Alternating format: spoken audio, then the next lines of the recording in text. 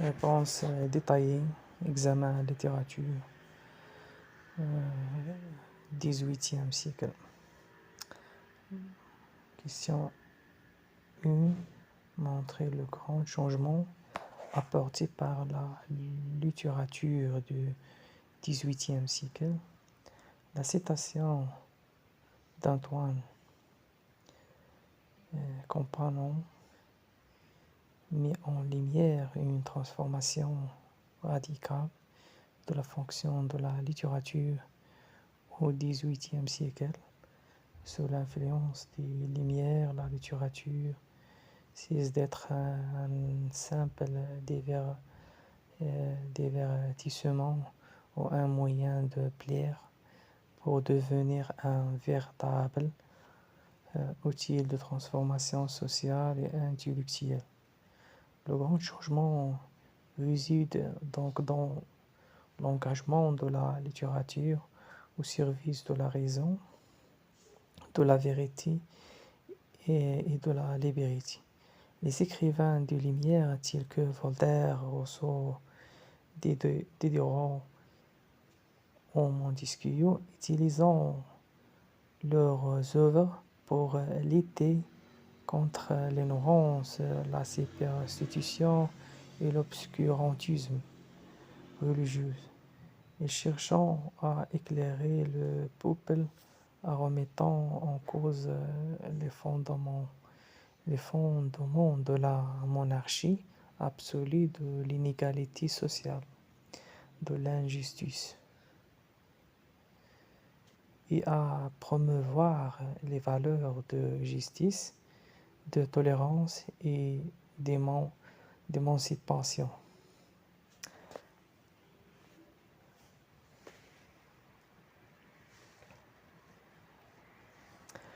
La littérature devient un moyen de former des citoyens éclairés, capables de réflexion critique. Elle joue un rôle essentiel dans la formation de la conscience moderne et dans la préparation idéologique de la Révolution française. En résumé, le grand changement est que la littérature devient un instrument de progrès, un outil de réforme sociale, politique et morale. Question 2. Les formes et les techniques employées par les romanciers du XVIIIe siècle. Donc les romanciers du XVIIIe siècle innovant aussi dans la forme pour accompagner le changement des idées. Voici les principales formes et techniques utilisées. Le roman épistolaire, il s'agit d'un roman constitué de lettres échangées entre les personnages. Valeur favorise la subjectivité, l'introspection, l'analyse psychologique des personnages, permet de présenter différents points de vue. Œuvre représentative, les lettres persances de Montesquieu, la nouvelle Héloïse de Rousseau et les liaisons dangereuses de la Clox. Le roman philosophique, roman qui illustre des idées philosophiques à travers une fiction.